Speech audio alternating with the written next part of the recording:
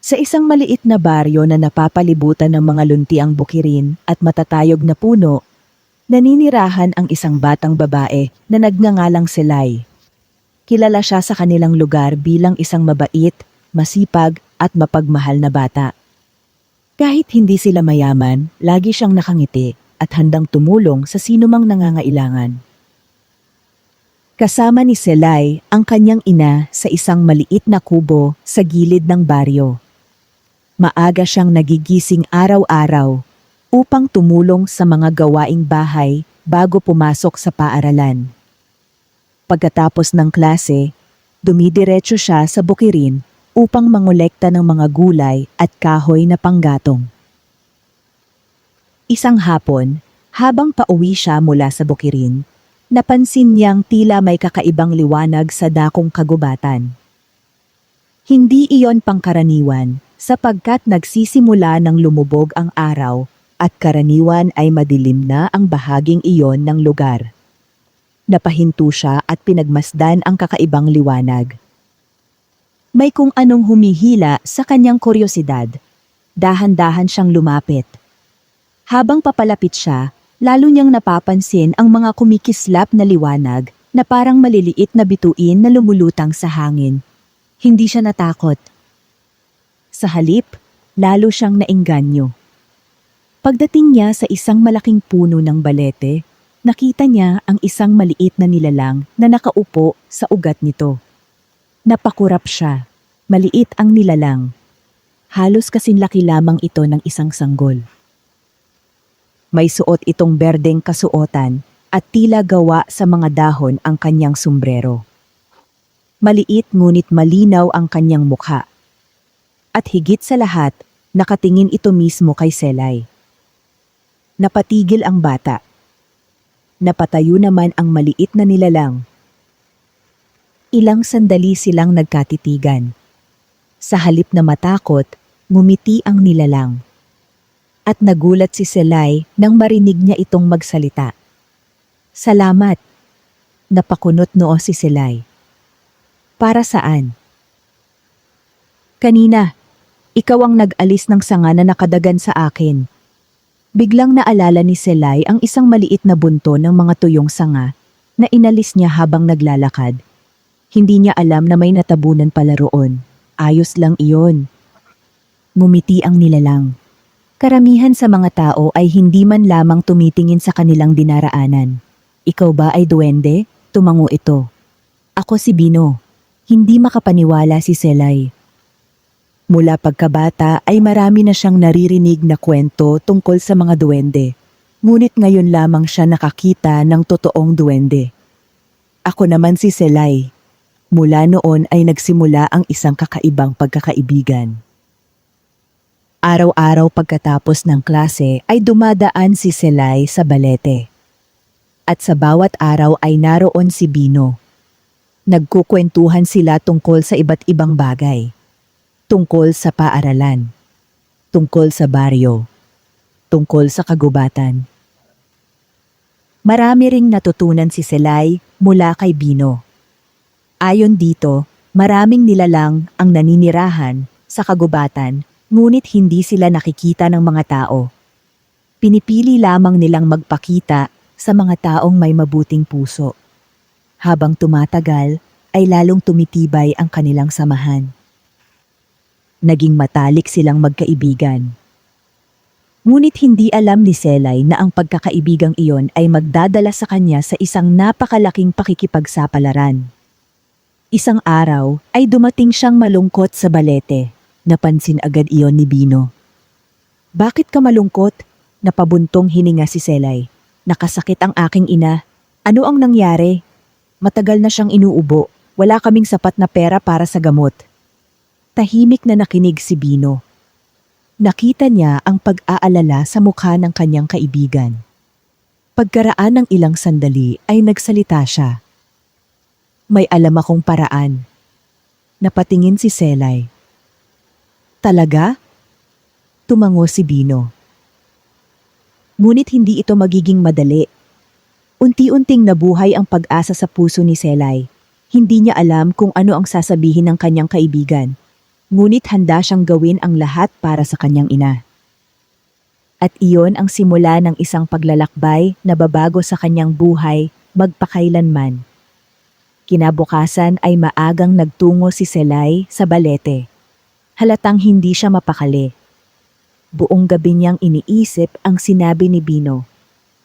Nang makita niya ang duwende, ay agad siyang lumapit. Bino, ano ang paraan para gumaling ang aking ina? Tumingin muna ang duwende sa paligid. Pagkatapos ay marahan siyang nagsalita. Sa pinakaloob ng kagubatan ay may tumutubong isang pambihirang bulaklak. Bulaklak? Oo. Ano ang espesyal dito? Tinatawag itong bulaklak ng liwanag. Tahimik na nakinig si Selay. Ayon sa aming mga ninuno, kaya nitong makatulong sa mga taong may malubhang karamdaman.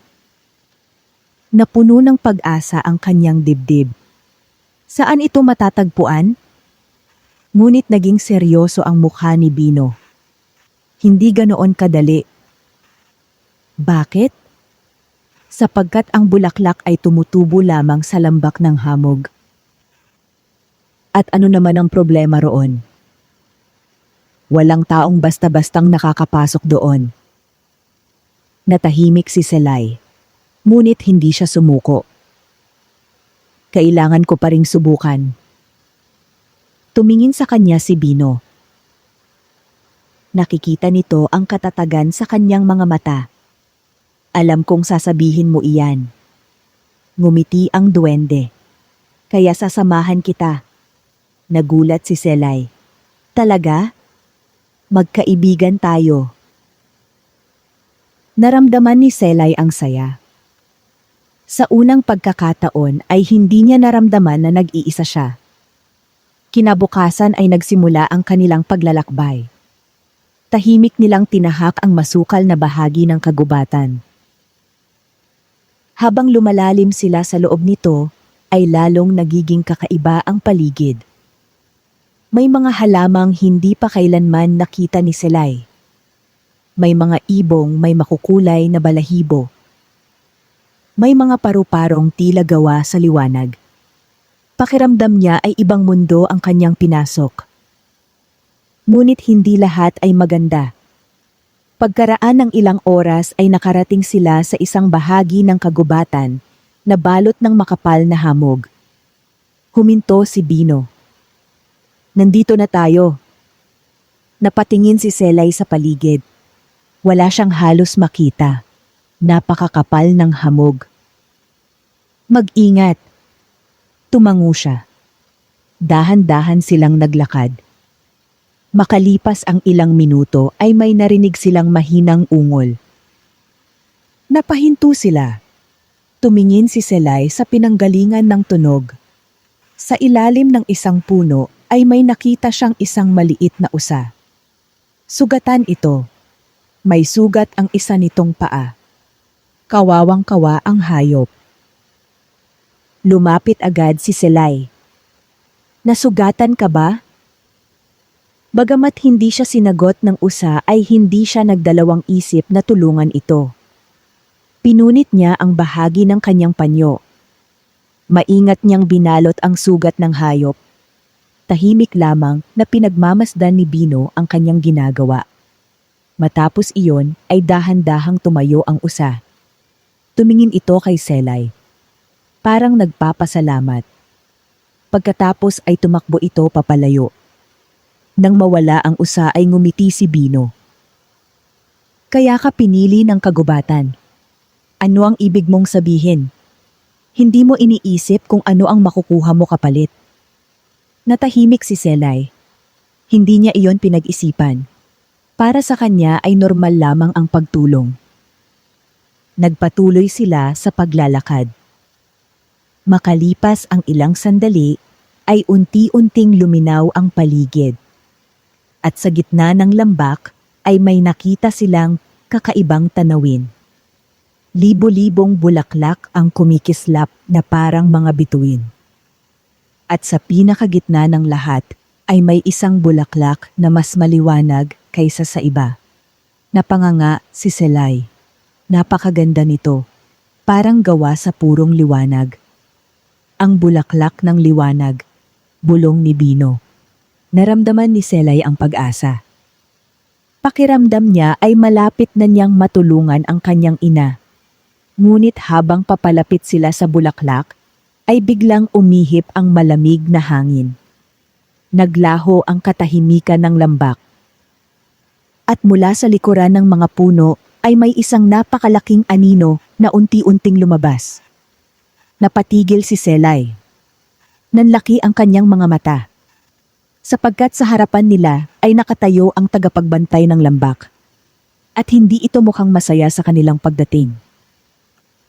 Nakatayo si Selay habang nakatitig sa napakalaking nilalang na unti-unting lumalabas mula sa makapal na hamog. Halos 3 ulit itong mas mataas kaysa sa tao. Ang katawan nito ay tila gawa sa matitigas na ugat ng puno at makakapal na baging. Ang mga mata nito ay kumikislap na parang 2 berdeng apoy sa gitna ng dilim. Napaatras si Selay, ngunit nanatili siyang matatag. Tumayo naman si Bino sa kanyang harapan. Iyan si Galdor, mahinang sabi ng duwende. Sino siya? Ang tagapagbantay ng lambak ng hamog. Humakbang ang nilalang. Nayanig ang lupa sa bigat nito. Ano ang pakay ninyo rito? Malalim nitong tanong. Tumingala si Selay. Naparito po kami para sa bulaklak ng liwanag. Lalong naging seryoso ang mukha ng tagapagbantay. Hindi maaaring kunin ang bulaklak ng basta-basta. Kailangan ko po iyon para sa aking ina. Tahimik na pinagmasdan ni Galdor ang bata. Nakikita nito ang pag-aalala sa mga mata ni Selay. Ngunit hindi pa rin ito umatras. Marami nang pumunta rito dahil sa kasakiman. Hindi po ako ganoon. Marami na ring nagsabi niyan. Natahimik si Selay. Maya-maya ay nagsalita muli si Galdor. Kung tunay na malinis ang iyong puso, kailangan mo munang patunayan. Ano po ang kailangan kong gawin? Itinaas ng nilalang ang isa nitong kamay. Biglang lumiwanag ang buong lambak. Nagbago ang paligid. Parang napunta sila sa ibang lugar. Nagulat si Selay. Nakita niya ang kanilang maliit na kubo. Nakita niya ang kanyang ina. Ngunit may isa pang bagay na lumitaw sa kanyang harapan. Isang malaking kaban na puno ng ginto at alahas. Kumikinang ito sa ilalim ng sikat ng araw.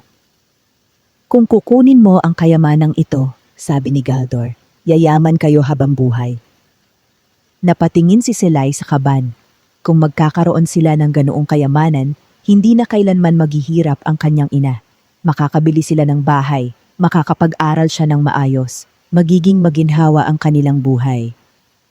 Ngunit nang makita niya ang mukha ng kanyang ina sa pangitain, napabuntong hininga siya. Hindi ko kailangan ng ginto.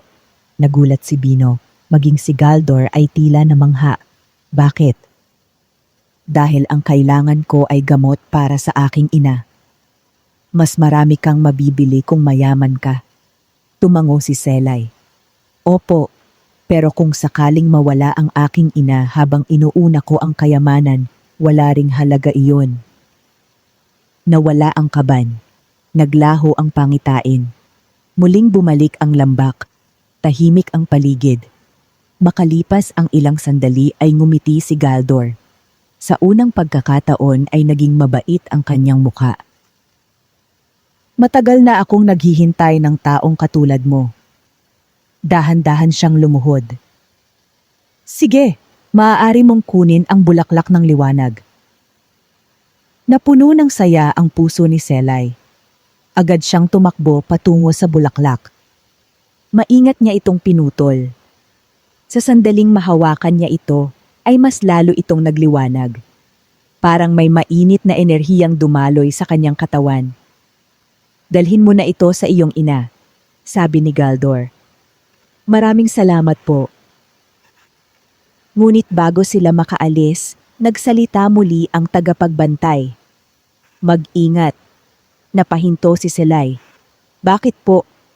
May ibang nilalang na naghahanap din sa bulaklak ng liwanag. Nanlaki ang mga mata ni Bino. Parang alam niya ang tinutukoy nito. At hindi maganda ang kanyang nararamdaman. Mabilis na naglakad sina Selay at Bino palabas ng lambak ng hamog. Mahigpit na hawak ni Selay ang bulaklak ng liwanag. Habang naglalakad sila, ay napansin niyang tahimik si Bino. Parang may iniisip ito. Bino, ano ang problema? Huminto ang duwende. May pag-aalala sa kanyang mukha. May isang duwende na matagal nang naghahanap sa bulaklak. Duwende rin? Tumango siya. Ngunit hindi siya tulad namin. Sino siya? Si Morvac. Nanlamig si Selay sa kakaibang pangalan. Ano ang gusto niya sa bulaklak? Kapangyarihan. Tahimik na nakinig si Selay. Matagal na niyang gustong maging pinakamakapangyarihang nilalang sa kagubatan. At kaya niya bang gamitin ang bulaklak para doon? Kung mapupunta sa maling kamay, oo. Hindi na muling nagsalita si Selay. Lalo niyang hinigpitan ang hawak sa bulaklak. Ilang sandali pa silang naglakad nang biglang dumilim ang paligid. Nawala ang mga huni ng ibon. Tumigil ang hangin. Huminto si Bino. Hindi maganda ang kanyang pakiramdam. Pagkatapos ay may narinig silang mahinang tawa. Mula sa itaas ng isang malaking bato, ay lumitaw ang isang maliit na nilalang na may maitim na kasuotan. Pula ang mga mata nito. At bakas sa mukha nito ang kasamaan. Sa wakas, napalunok si Selay. Ikaw ba si Morvac? Ngumisi ang duwende. Matalino ka pala. Lumipad ito pababa. Tumapat sa kanila. Ilang maiitim na usok ang umiikot sa kanyang katawan. Ibigay mo sa akin ang bulaklak ng liwanag. Hindi. Nawala ang ngiti ni Morvac. Ibinigay iyon para sa aking ina. Wala akong pakialam. Humakbang si Bino sa harapan ni Selay. Hindi mo ito makukuha. Napatawa si Morvac. Ikaw? Pipigilan mo ako? Biglang kumislap ang kanyang mga mata. Isang malakas na hangin ang umihip. Tumalsik si Bino at bumagsak sa damuhan. Bino! Tatakbo sana si Selay, ngunit hinarangan siya ng maitim na usok. Ibigay mo ang bulaklak. Hindi! Nang sandaling iyon ay may kakaibang nangyari. Biglang nagliwanag ang bulaklak ng liwanag sa kamay ni Selay. Mas maliwanag kaysa dati. Napaatras si Morvac. Parang nasasaktan siya sa liwanag. Ano ito? Patuloy ang pagliwanag ng bulaklak. At mula rito ay lumabas ang isang sinag na tumama sa maitim na duwende. Napahiyaw si Morvac. Unti-unting naglaho ang maitim na usok sa paligid niya. Napaatras siya ng napaatras. Hindi siya makapaniwala. Hindi maaari. Ngunit habang lumalakas ang liwanag, ay lalo siyang nanghina. Hanggang sa tuluyan siyang tumakas sa loob ng kagubatan. Muling bumalik ang katahimikan. Humina rin ang liwanag ng bulaklak. Agad na tinulungan ni Selay si Bino na makatayo. Ayos ka lang ba? Tumango ang duwende. Oo. Napangiti ito. Mukhang pinili ka talaga ng bulaklak. Hindi lubos na naunawaan ni Selay ang ibig sabihin nito. Ngunit isang bagay ang malinaw. Hindi pa tapos ang kanilang laban kay Morvac. At sa kanilang pagbabalik sa baryo, may mas malaking pagsubok pang naghihintay sa kanila. Pagkatapos makatakas ni Morvac, agad na nagpatuloy sina Selay at Bino sa kanilang paglalakbay pauwi. Hindi na sila nag-aksaya ng oras. Alam nilang maaaring bumalik anumang sandali ang maitim na duwende. Habang naglalakad ay palihim na pinagmasdan ni Selay ang bulaklak ng liwanag. Kahit nakahawak lamang siya rito ay parang nakakaramdam siya ng kakaibang kapayapaan. Nang marating nila ang gilid ng kagubatan ay nakita na nila ang kanilang baryo. Nagliwanag ang mukha ni Selay. Sa wakas ay makakauwi na siya. Mabilis siyang tumakbo patungo sa kanilang kubo. Pagpasok niya ay nakita niyang nakahiga pa rin ang kanyang ina. Maputla ito at mahina. Ngunit nang makita si Selay ay ngumiti pa rin ito. "Anak, saan ka nang galing?" Lumapit agad si Selay at lumuhod sa tabi nito. "Nay, may dala po akong makakatulong sa inyo." Ipinakita niya ang bulaklak ng liwanag. Nagulat ang kanyang ina. Hindi pa man niya natatanong kung saan ito galing, ay kumalat na sa buong silid ang banayad na liwanag nito. Napuno ng init ang maliit na kubo. Maging ang hangin ay tila naging magaan. Biglang nagsimulang lumiwanag ang mukha ng kanyang ina. Unti-unting nawala ang pagkaputla nito. Nawala rin ang matinding pag-ubo. Napaluha si Selay. Hindi siya makapaniwala sa kanyang nakikita. Pagkaraan ng ilang minuto ay nakaupo na ang kanyang ina. Mas malakas na ito kaysa noong mga nakaraang linggo. "Pakiramdam ko ay gumagaan ang katawan ko," mahina nitong sabi.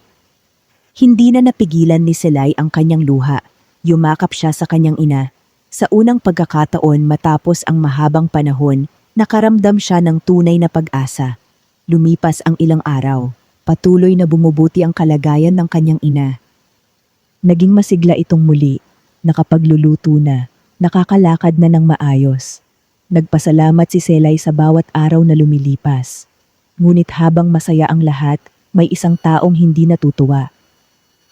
Sa pinakaloob ng kagubatan, nakaupo si Morvac sa loob ng isang madilim na kuweba. Galit na galit siya. Hindi niya matanggap ang pagkatalo. Ang bulaklak ng liwanag ay dapat sanay mapapa sa kanya. Pinagmasdan niya ang isang lumang salamin na may mahiwagang kapangyarihan. Sa salamin ay nakita niya si Selay. Nakita niya ring unti-unting gumagaling ang ina nito. Lalong tumindi ang kanyang galit. Hindi pa ito tapos. Mahigpit niyang kinuyom ang kanyang mga kamay.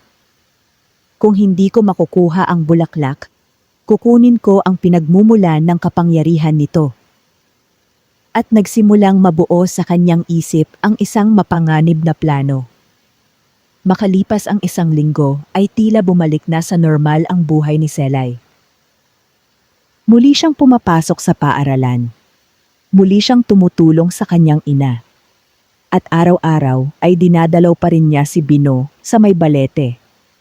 Ngunit isang umaga ay may kakaiba siyang napansin. Ang bulaklak ng liwanag na inilagay nila sa isang maliit na paso ay tila humihina ang kislap. Dati itong napakaliwanag. Ngayon ay tila unti-unti itong namamatay. Nag-aalala siyang tumakbo papunta kay Bino. "Bino!" Agad siyang nilingon ng duwende. "Ano ang nangyari?" Humihina ang bulaklak ng liwanag.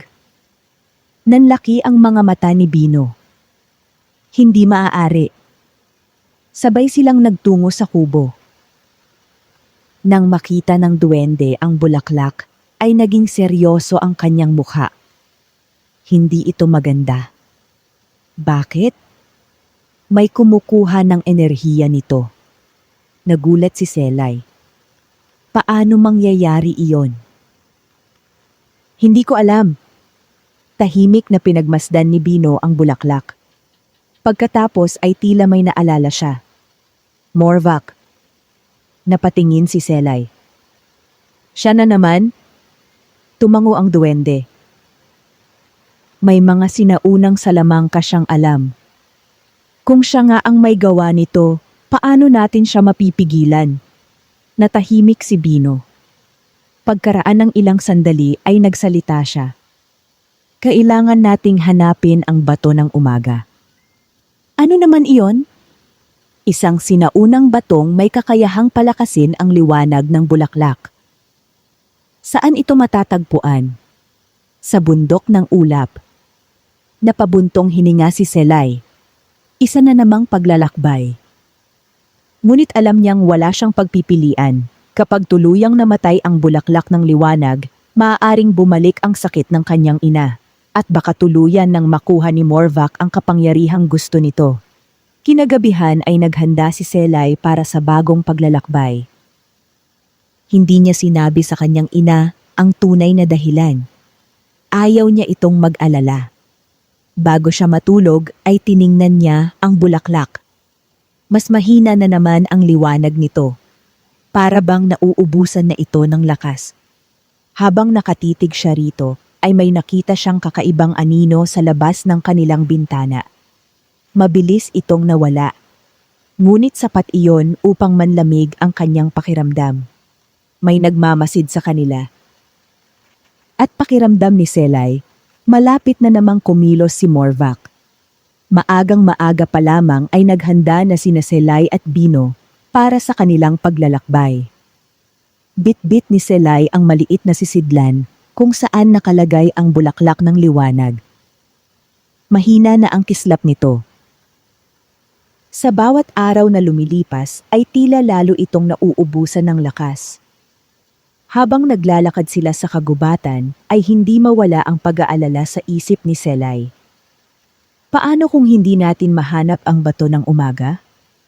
Tumingin sa kanya si Bino. Hahanapin natin ito hanggang matagpuan natin. Tumango si Selay. Alam niyang tama ang kanyang kaibigan. Pagkaraan ng ilang oras ay narating nila ang paanan ng bundok ng ulap. Napakataas nito. Ang tuktok ay natatakpan ng makapal na ulap. Halos hindi makita ang pinakadulo nito. Naroon ang bato ng umaga, sabi ni Bino. Nasa tuktok? Oo, napabuntong hininga si Selay. Mahaba-haba ang kanilang aakyatin. Nagsimula silang umakyat. Habang tumatagal ay lalong nagiging matarik ang daan. May mga bahagi pang madulas dahil sa hamog. Ngunit hindi sumuko si Selay. Iniisip niya ang kanyang ina. Iniisip niya rin ang kapalaran ng bulaklak ng liwanag. Iyon ang nagbibigay sa kanya ng lakas. Pagsapit ng tanghali ay nakarating sila sa isang bahagi ng bundok na napapalibutan ng malalaking bato. Biglang huminto si Bino. May narinig siya. Ano iyon? Maya-maya ay may mahinang sigaw na umalingaw-ngaw sa hangin. Parang may humihingi ng tulong. Agad na tumakbo si Selay patungo sa pinanggalingan ng tinig. Sa pagitan ng dalawang malalaking bato ay nakita niya ang isang batang agila. Hindi ito makalipad.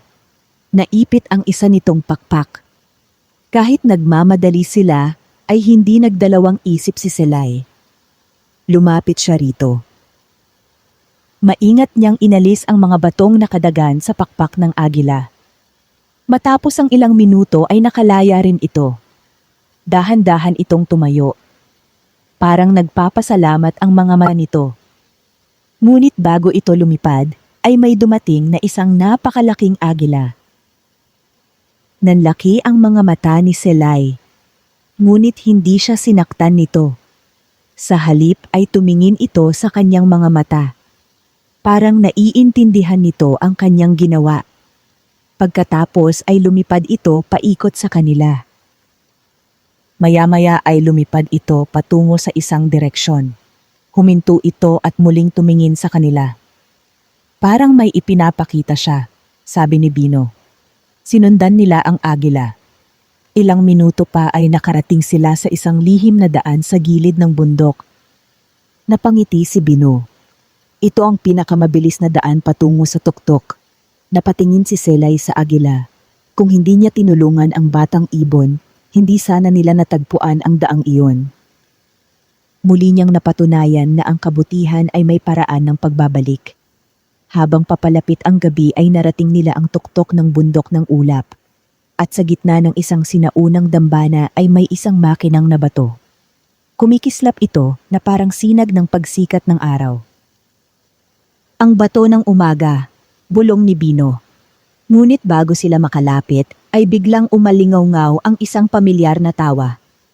Nawala ang ngiti sa kanilang mga mukha, sapagkat nakatayo sa ibabaw ng dambana si Morvac. At tila matagal na niya silang hinihintay.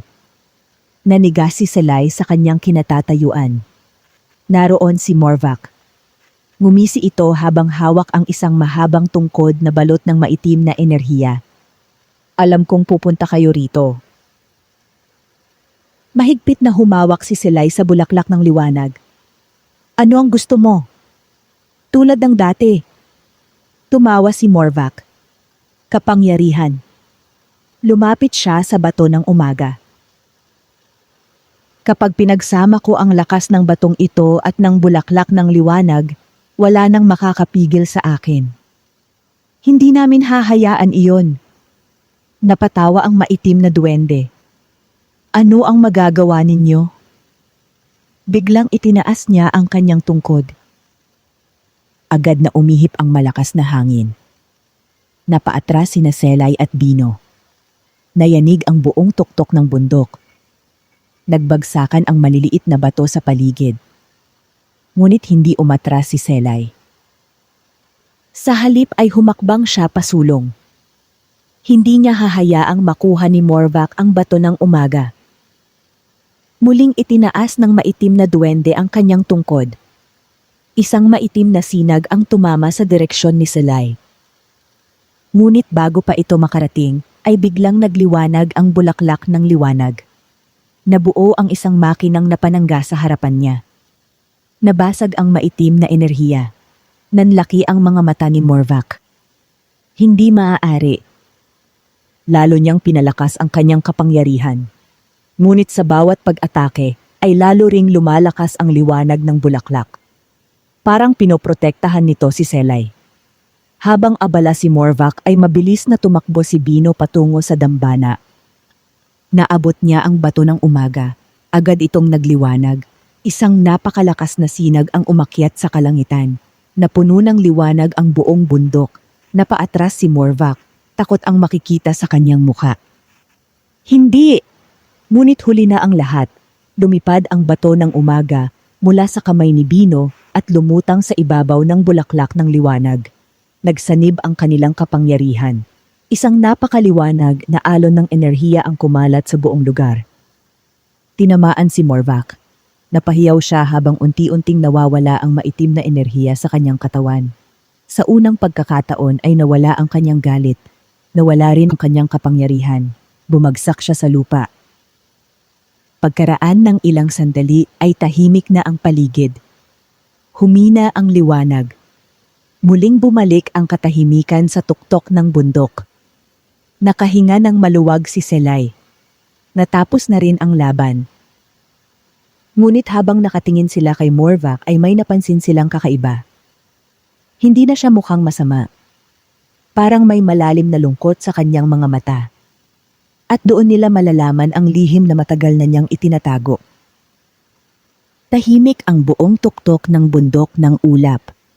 Nakaupo si Morvac sa malamig na lupa habang nakayuko ang kanyang ulo. Wala na ang maitim na enerhiyang bumabalot sa kanyang katawan. Wala na rin ang dating galit na makikita sa kanyang mga mata. Lumapit si Selay. Bagamat nag-ingat siya, wala siyang nakitang dahilan upang matakot. Hindi na mukhang mapanganib ang duwende. Bakit mo ginawa ang lahat ng ito? Tanong niya. Hindi agad sumagot si Morvac. Matagal itong nanahimik. Pagkatapos ay dahan-dahan itong tumingin sa kanila. May lungkot sa kanyang mga mata. Matagal na panahon na ang nakalipas, mayroon din akong kaibigan. Nagkatinginan sina Selay at Bino. Hindi nila inaasahan ang sagot. Katulad mo, mabait siya at palaging handang tumulong. Napatingin si Morvac sa malayo. Parang bumabalik sa kanyang alaala ang nakaraan. Isang araw ay nagkasakit siya ng malubha. Natahimik si Selay. Naalala niya ang kanyang ina. Ginawa ko ang lahat upang iligtas siya. At ano ang nangyari? Tanong ni Bino. Yumuko si Morvac. Hindi ko siya nailigtas. Tahimik ang paligid. Tanging ang malamig na hangin lamang ang dumaraan sa bundok.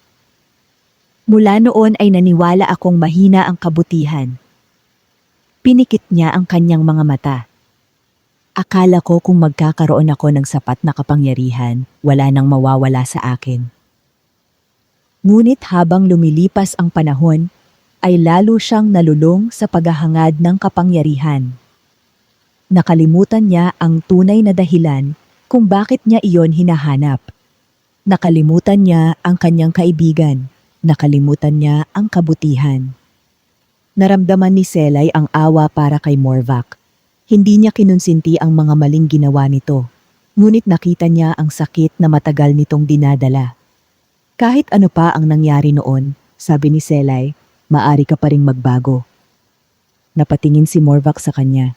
Pagkatapos ng lahat ng ginawa ko, tumango si Selay. Oo. Tahimik na tumulo ang isang luha sa mata ng maitim na duwende. Sa unang pagkakataon matapos ang napakahabang panahon, may nagsabi sa kanyang hindi pa huli ang lahat. Lumapit si Bino. Sumama ka sa amin pabalik sa kagubatan. Nagulat si Morvac. Hindi ba kayo natatakot sa akin? Ngumiti si Bino. Ang tunay na pagbabago ay nagsisimula kapag may nagbibigay ng pagkakataon. Hindi agad nakasagot si Morvac.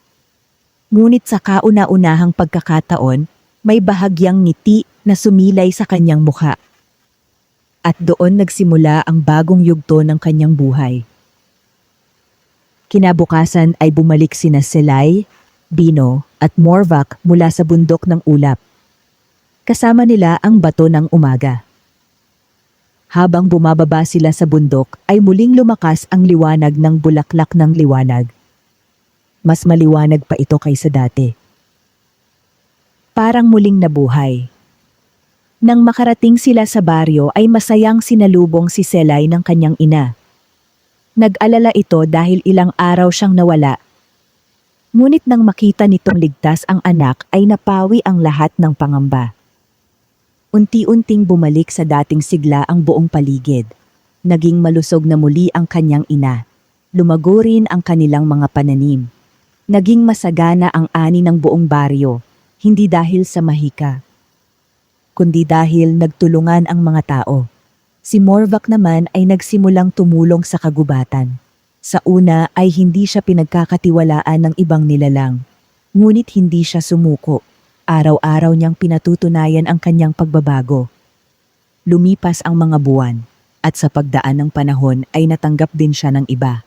Isang hapon ay muling nagkita sina Selay at Bino sa ilalim ng malaking balete, katulad ng dati. Tahimik nilang pinagmamasdan ang dapit hapon. Marami nang nangyari, sabi ni Bino. Ngumiti si Selay. Oo. Kung bibigyan ka ng pagkakataong magkaroon ng napakaraming kayamanan, tatanggapin mo ba? Napaisip si Selay. Naalala niya ang kaba ng ginto sa lambak ng hamog. Naalala niya rin ang lahat ng pinagdaanan nila.